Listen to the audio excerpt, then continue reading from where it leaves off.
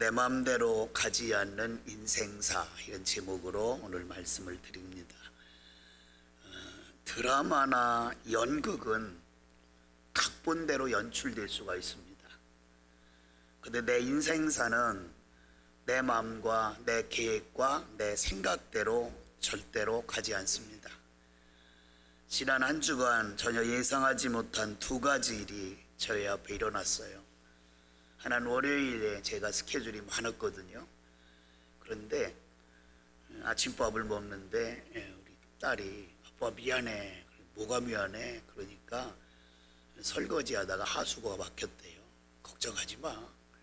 그래 놓고 밥을 먹고 아침 오전 내내 하수구를 뚫어보려고 이제 주방이 물바다가 돼서 빨리 뚫어야 될 거 아니야. 다른 열일을 젖혀놓고 안 돼요. 도저히 안 되더라고요. 그래서 포기하고 기술자를 불렀어요.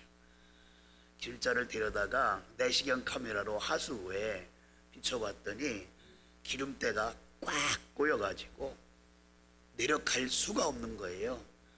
그래서 장비를 투입해서 이제 잘 뚫어서 문제를 해결했는데 하루 동안 제 계획했던 일은 한 가지도 못했어요. 그 일 때문에. 그러면서 이런 생각을 했어요. 우리가 콜레스테롤이 많으면 혈관에 이거 끼면 나중에 문제가 생긴다고는 이랬가 보다. 그런데 꼭 우리 집에는 제 컴퓨터든지 해간 그 하수구든지 우리 딸이 사용하려면 꼭 고장나요. 그래서 제가 바로 문자를 해줬어요. 미안해. 아빠가 살펴보니까 내 잘못이 아니었어. 그러니까 엄마가 늘 사용하니까 그게 눌러붙다가 그 타임에 탁 막혔던 거예요. 그러니까 본인은 이제 출근하면서 얼마나 미안했겠어요. 거실이 다 물바다가 됐는데. 그리고 났어요. 이제 며칠이 지났는데 지난주에 있었던 일이에요. 어려서부터 제가 호영오지하며 지내던 선배가 잠자다 갑자기 심장마비로 사망했다는 이런 소식을 제가 들었습니다. 전혀 예상하지 못했던 두 가지 사건을 제가 접하면서 인생사가 바로 그렇구나. 여러분, 인생사에 대해서 딱히 설명하기는 쉽지 않아요. 잠언서 기자는 권성징악을 강조했어요. 내가 선하게 살고 잘 살면 모든 것이 형통한다. 그러나 그것은 보편적인 이론이지 모든 것이 그렇지 않아요. 정말 선하게 살고 법을 잘 지키며 사는 사람의 앞날에도 장애물이 있고 어려움이 있는 것, 이것이 인생사예요. 그런 앞날을 예측할 수 없는 인생사 때문에 그런 굴곡 속에서 우리가 살다 보면 내 신앙이 점점 깊어지고 하나님만 찾게 되는 이런 경우가 있게 되는 겁니다. 전도서는 지혜왕 솔로몬이 인생 말년에 기록했어요. 누릴 것 다 누리고 이제 죽음의 시점이 가까운 것을 알 때에 솔로몬이 마지막 작품으로 이 전도서를 기록해서 여러분과 저를 위해서 남겨놓았어요. 오늘 본문을 통해서 주시는 교훈이 무엇인지 살펴보도록 하겠습니다. 첫째, 오직 나만을 위하는 것은 결코 천국으로 이어질 수 없어요. 자, 본문에 솔로몬은 이렇게 말해요. 나를 너로 비유해서 내가 하고 싶은 일이 있다. 그것을 예를 들어서 1절에 설명하는데 너와 나라는 말을 이 2장에서만 본문에서만 몇 번 사용하냐면 34번을 사용해요. 그러니까 이 말씀은 모두 솔로몬이 나에게 모든 것이 집중되어 있다는 것을 우리에게 가르쳐 주고 있는 거예요. 1절을 다시 보실까요? 자, 내가 시험 삼아 너를 즐기리니. 마찬가지예요. 너를 즐긴다는 말은 솔로몬이 자기 자신을 향하여 하는 말이에요. 솔로몬이 자신의 헛되었던 인생을 시험 삼아 해봤던 그런 것으로 비유하면서 결과는 뭐냐, 결론은 뭐냐, 다 뻥이더라, 헛되다, 이렇게 말해요. 자, 오늘날 욜로족이라는 이런 사람들이 늘어나요. 뭐냐면 저축도 필요 없어, 앞날 계획하는 거 필요 없어, 오늘 즐거우면 돼, 누리면 돼, 그러면서 누리려고 생각이 초점이 맞춰서 살아가는 사람들을 욜로족 이렇게 말하지요. 솔로몬은 왕이기 때문에 마음만 먹으면 무엇이든지 다 할 수가 있어요. 그런 조건과 능력을 이미 다 가지고 있어요. 젊어서부터 한평생 사는 동안 인생의 가치와 의미를 찾기 위해서 다양한 시도를 해봤는데 오늘 본문을 통해서 그 사실을 소개를 하고 있어요. 자, 1절부터 3절까지 보면은 젊으니까 한번 즐겁게 살아보자. 그래서 술도 많이 마셔봤다고 했어요. 술도 마셔봤어요. 술 아니면 기쁨이 없을 거라 생각해서.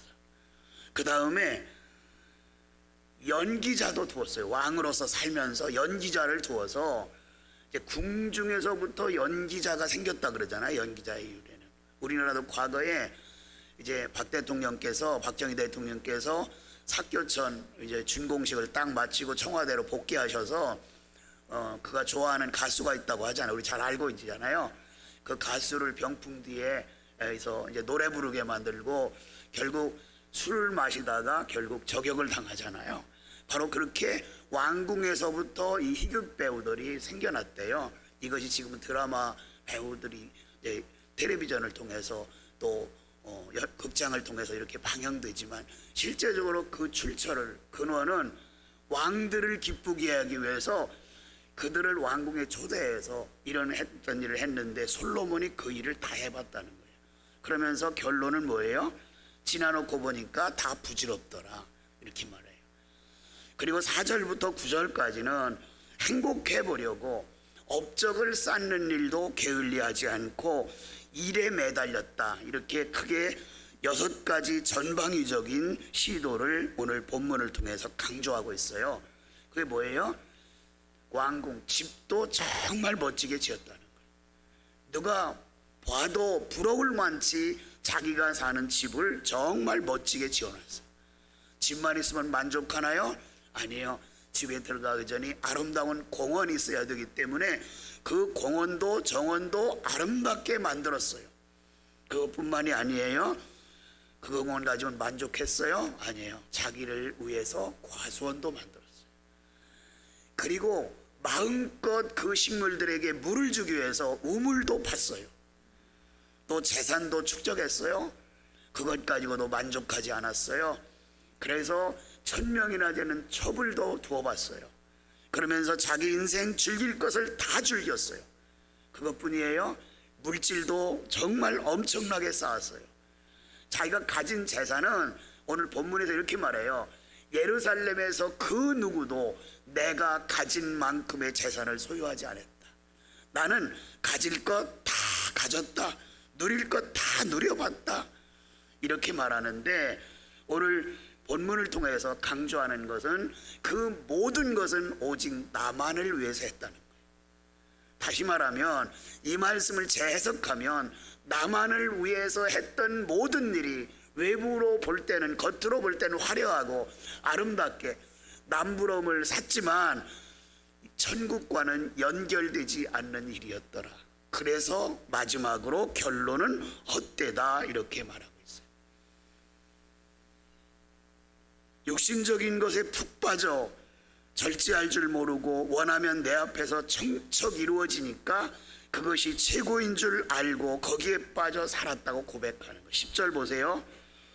무엇이든지 내 눈이 원하는 것을 내가 금하지 아니하며, 내가 금하지 않았다는 말은 거기 빠졌다는 거예요. 아, 저거 내가 가져야지. 그러면 가졌다는 거예요.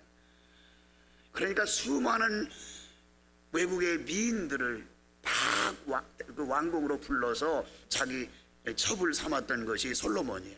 그 다음에 무엇이든지 내 마음이 즐거워하는 것을 내가 막지 않아, 절제하지 않았다는 거예요. 마음 가는 대로 행동했다는 거예요. 이는 나의 모든 수고를 내 마음이 기뻐하였습니다. 그때는 너무 기쁘더라는 거예요. 야, 내가 원하는 거 다 얻었어? 얼마나 기뻐요. 내가 원하는 거 다 얻었기 때문에. 이것이 나의 모든 수고로 말미암아 얻은 몫이로도다. 요즘으로 말하면 성공지상주의의 가치관을 가지고 솔로몬이 살았어요. 이렇게 원하는 것을 다 얻고 난 후에 문제가 심각하다고 깨달은 것은 부와 쾌락의 절정에 있을 때 깨달은 거예요. 근데 안타깝게도 죽을 때까지 못 깨닫는 사람이 있는데 솔로몬은 깨달았어요. 본문 11절 말씀을 보실까요?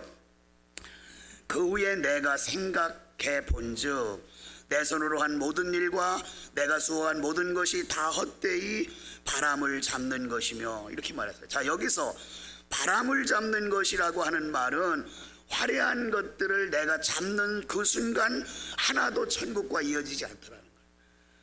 영원한 것과 연결되지 않더라는 거예요. 하나님 기뻐하시는 것과 전혀 연결되지 않더라는 거예요. 하나님 측면에서 보니까 너는 바람만 잡았어. 아무것도 잡힌 게 없어요. 자, 여러분 주먹을 펴보세요. 순종하는 자가 복이 있는 거예요. 자, 잡아보세요. 지금 바람을 잡았어요. 여러분 펴보세요. 뭐가 있어요? 아무것도 없어요. 지금 솔로몬이 말한 건 그거예요. 시각적으로 볼 때는 다 된 것 같아요. 그런데 영적인 시각에서 보니까 바람 잡은 거예요. 아무것도 없어요. 하나님께 영광 돌린 것도 없고 오직 자기만을 위해서 살았던 것을 여기서 강조하고 있어요. 갈라디아서 6장 8절에 보면 육체를 위하여 심는 자는 육체로부터 썩어진 것을 거둔다. 우리가 이 땅에 살아가면서 나만을 위해서, 육신을 위해서 심어봐야 결국 썩어진 것만 거둘 수밖에 없어요. 솔로몬이 어떤 사람이에요? 열왕기상 4장 32절에 보면 솔로몬은요 3,000가지 잠언을 남겼어요. 얼마나 사람이 문장력 있고 지혜로우냐면 3,000가지 잠언을 남겼어요. 그 3,000가지 잠언 중에서 간추리고 중요한 것들을 우리의 잠언서에 기록해 놨어요. 그것뿐만 아니에요. 1,005편의 시를 썼어요. 시편 대부분의 솔로몬의 시도 많이 있잖아요. 다윗의 시가 대부분이지만 이렇게 시를 많이 나요. 정말 지혜로워요. 그럼에도 불구하고 그가 내린 결론은 뭐냐면 그렇게 살아봤더니 결국 하나님 앞에 나는 꽝이더라. 이것이 솔로몬이 깨달은 결론이에요. 왕으로서 40년간 살았어요. 얼마나 누리면서 왕 생활했겠어요. 그런데 안타까운 것은 말년에 그의 부하 여로보암이 솔로몬에 대해서 대적해요. 여러분 죽어도 잘 죽어야 되는데 이렇게 배신당하고 죽는다면 너무 안타깝잖아요. 이렇게 해서 솔로몬은 인생 말년을 보내는데 그 말년 말미에 그래도 다행스러운 것은 자기 자신이 방탕했던 그것을 깨닫고 하나님 앞에 바로 서서 전도서라고 하는 말씀을 그를 통해서 지어서 여러분과 저는 앞으로 그렇게 살지 말아라. 인생 그렇게 살면 못 써. 내가 살아봤어. 내가 지나와 봤어. 그랬더니 모두가 꽝이더라. 헛된 거다. 바람을 잡는 거다. 이렇게 말씀을 우리에게 주고 있어요. 자, 우리의 삶의 목적은 나를 위하여 초점이 맞춰져서는 절대 안 돼요. 하나님의 영광을 위해서 초점이 맞춰지길 바라요. 사도 바울이 그렇게 살았어요. 그래서 그는 고린도전서 10장 31절에 우리에게 이렇게 부탁해요. 그런지 너희가 막 먹든지 마시든지 무엇을 하든지 하나님의 영광을 위하여 하라. 자, 사도 바울은 본인의 삶이 그랬어요. 그러니까 바울이 전해주는 말은 하나도 외식적인 것이 없어요. 그가 말하는 것이라면 우리는 100% 순종할 생각이 있는 거예요. 만약에 그가 그렇게 안 살고 우리에게 살라 그랬으면 우리는 물론 하나님께 주신 말씀이지만 거기에 대한 거부 반응이 있었겠죠. 그런데 바울은 그렇지 않았어요. 바울의 삶의 목적은 예수님을 다메섹 도상에서 부활하신 예수님을 인격적으로 만난 이후에 사도 바울은 완전히 변화됐어요. 육신적으로 모든 것을 다 갖추고 살던 과거를 다 버리고 주님을 위해서 살았던 거예요. 그리고 삶의 목적은 오직 하나님께 영광. 여러분과 저의 삶의 목적도 하나님께 영광을 위해서 살아가는 축복의 주인공들이 되기를 바랍니다. 두 번째는 육체적 쾌락은 허탈감과 죄책감에 시달리게 된다. 이렇게 말해요. 2절 말씀을 보실까요? 내가 웃음에 관하여 말하여 이르기를 그것은 뭐라고요? 2절이에요. 그것은 뭐예요? 웃음은 뭐예요? 미친 것이라. 우리말로 표현하면 미친 짓이다 그런 뜻이에요. 그 웃음은 진정한 웃음이 아니에요. 가짜 웃음이에요. 연기자를 통하여 주시는 웃음이에요. 코미디언을 통해서 주시는 웃음이에요. 가짜 웃음이에요. 웃을 때만 끝나는 거지 웃음 이후에는 아무것도 남는 거 없어요. 그 다음에 희락은 쾌락을 말하죠. 쾌락에 대하여 이르기를 이것이 무슨 소용이 있는가 하였도다. 아무런 필요가 없어요. 8절 하반절 노래하는 남녀들, 아까 제가 말씀드렸죠. 왕궁에서 노래하는 남녀들을 많이 데려다가 즐기려고 기쁨을 얻기 위해서 인생들이 기뻐하는 접점들을 많이 두었노니 이런 육체적 쾌락을 추구하는 삶은 결코 헛달감에 빠지게 되고요, 죄책감에 사로잡혀 살게 돼요. 여러분, 우리가 죄책감을 받는 경우가 있지요. 그때는 성령께서 사인하는 거예요. 너 거기서 멈추어. 너 회개해. 여러분 혹시 죄책감 드나요? 그건 회개할 일이에요. 그것을 회개하지 않고 해결하지 않고 더 앞으로 가다간 꽝이에요. 하나님 매맞아요. 솔로몬은 깨달았어요. 육체적 쾌락, 영혼을 파멸시키는 행동이에요. 누가복음 16장 19절 이하부터 보면 자색옷과 고운 베옷을 입고 날마다 호화롭게 즐기던 한 부자가 있었어요. 그런데 그가 어느 날 죽게 됐어요. 지옥에 갔어요. 지옥의 고통이 얼마나 큰지 이루 말할 수가 없어요. 고통을 멈출 수가 없어요. 지옥에서는 죽을 수도 없어요. 영원한 고통이 계속되는 거예요.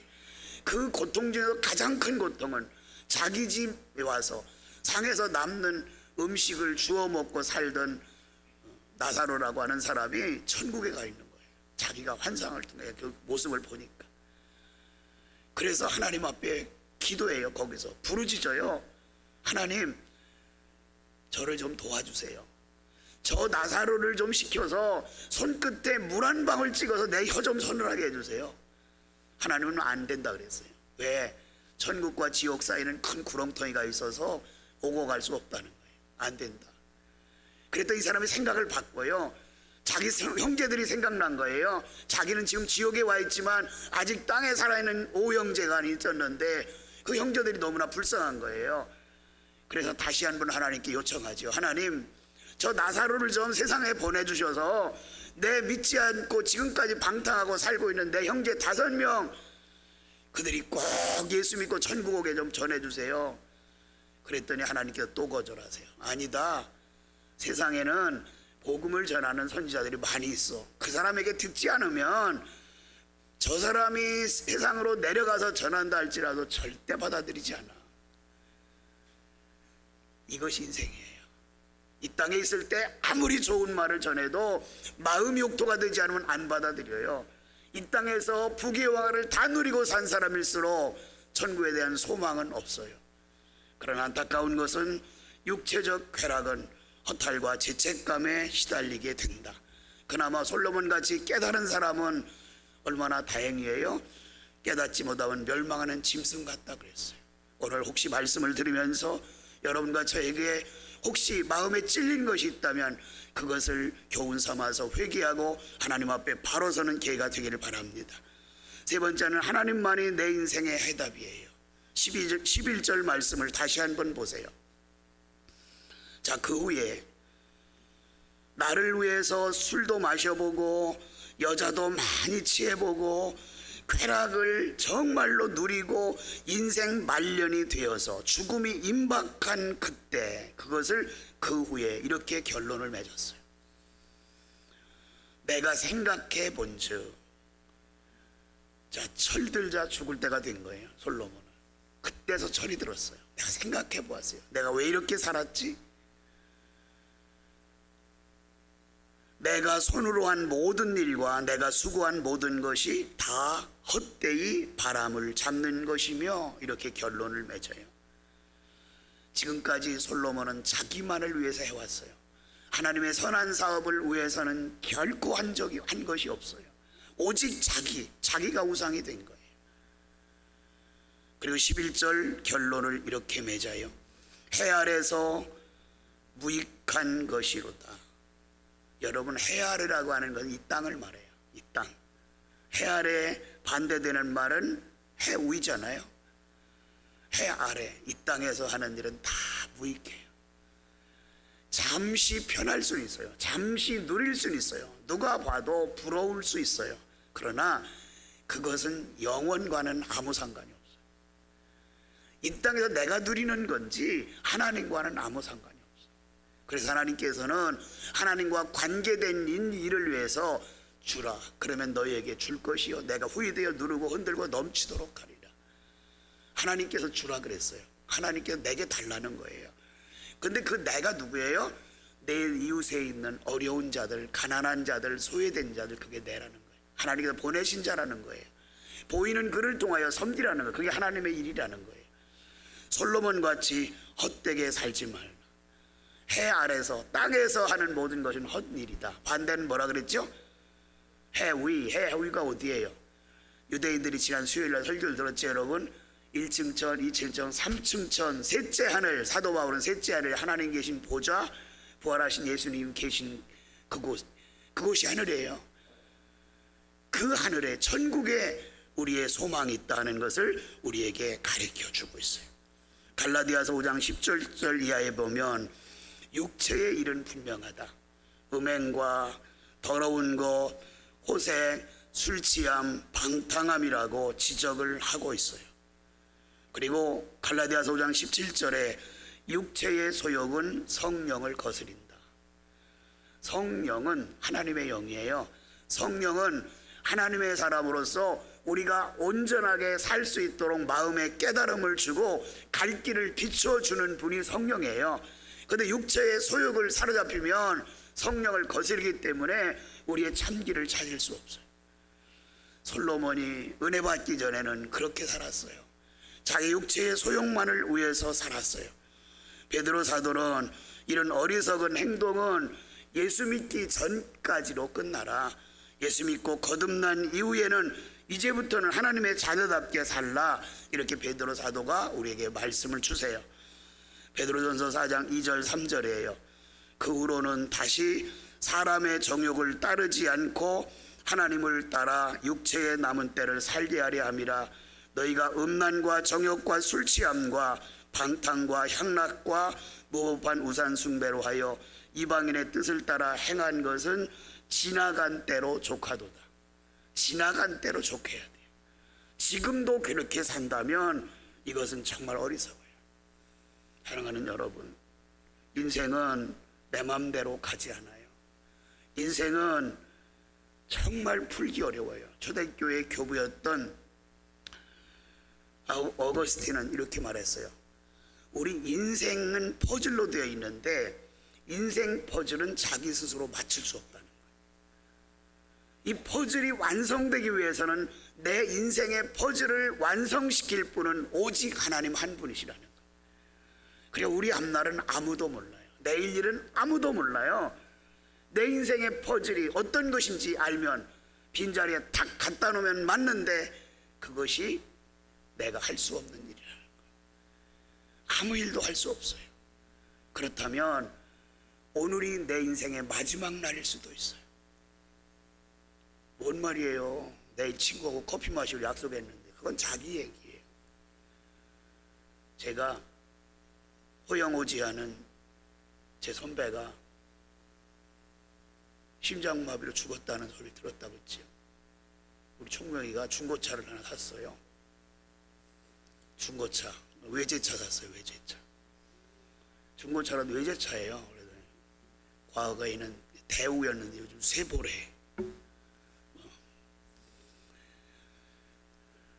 근데 그 선배가요, 강남에서 그 중고차를 해세요. 오래됐어요. 근데 그분한테 사왔거든요. 저는 궁금하잖아요. 그래서 저는 또 어려서부터 정말 너무너무 재배했어요. 그 형의 아버지가 제가 우리 교회에 개척할 때 개척 자리를 찾아주기 위해서 계속 저랑 합덕 읍내를 얼마나 많이 돌았는지 몰라요. 그 장로님께서. 그런데 이분이 결혼하고 나서 신앙을 떠나버렸어요. 아버지가 장로님이신데 장로님이 항상 그 큰아들 때문에 엄청 고민하셨어요. 뭔지 내가 하면 다 되는데 왜 자식 문제는 안 되지? 본인이 마음먹은 일은 다 했대요. 그런데 자식 문제만큼은 안 된대. 어려서 신앙생활 잘했잖아요. 왜 부모의 슬하 했으니까. 결혼하고 신앙을 떠났어요. 회개하고 돌아올 줄 알았더니 결국 제가 그저께 여쭤봤어요. 아니래요. 못 돌아오고. 아마 그가 기본적인 양심은 있었을 거예요. 근데 그날 밤에, 그 전날 그날 밤이네. 밤 그를 죽기 밤 제 동생, 막내 동생이 이제 차를 같이 하거든요. 그 차 때문에 통화를 하고 났는데 갑자기 그 다음날 아침에 부고장이 날라오니까 장난치 보이싱 피칭인 줄 알고 안 열어봤대요. 어저께 저녁에 내가 통화했는데. 이게 인생이에요. 인생사 아무것도 몰라요. 다 비밀이에요. 그러면 우리는 어떻게 살았냐?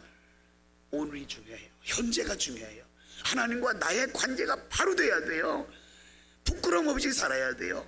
오늘 하나님께 나를 부른다 할지라도 하나님 앞에 섰을 때 잘했다, 충성된 종아, 이렇게 칭찬을 들을 정도로 경건하게 살아가는 여러분과 제가 되기를 주님의 이름으로 축원합니다.